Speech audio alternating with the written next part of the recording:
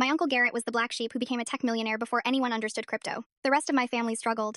So when he died suddenly at 52, we assumed he'd leave his money to charity as one last insult.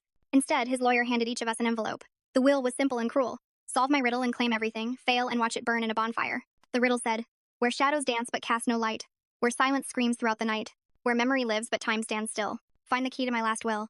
For 3 weeks, we tore his mansion apart like animals behind paintings, under rugs, inside books, even draining the pool.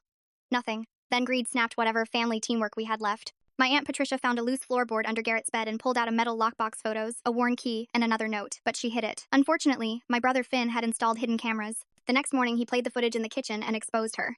Dylan dumped her purse, the box burst open, and the photos scattered our old lake house, Garrett's first apartment, and one shot that made Patricia go pale, the abandoned warehouse from our childhood. We drove there in silence. The key opened a brand new padlock. Inside was impossible. The warehouse had been renovated like a clean, staged courtroom. In the center stood an antique table with chairs, and an envelope on each seat with our names. My envelope held a final riddle and a confession. When we were kids, Dylan fell through a rotten floor and nearly bled out. Garrett, 13 years old, stayed behind, made a tourniquet with his own shirt, and kept Dylan alive until paramedics arrived. But our family had spent 15 years telling a different story because Patricia lied and said Garrett dared Dylan to do it. Everyone believed her. Garrett became the family villain for saving a child. Then speakers crackled. Garrett's voice, recorded recently, said we'd solved the riddle by returning to the warehouse and facing the truth, and while we argued and cried, we'd confessed everything on camera. Screens lit up with legal documents. Patricia inherited the main fortune, but only if she publicly confessed, funded a foundation for falsely accused kids, and spent her life repairing the damage. If she failed, the money would go to charity, and the confession footage would be posted everywhere.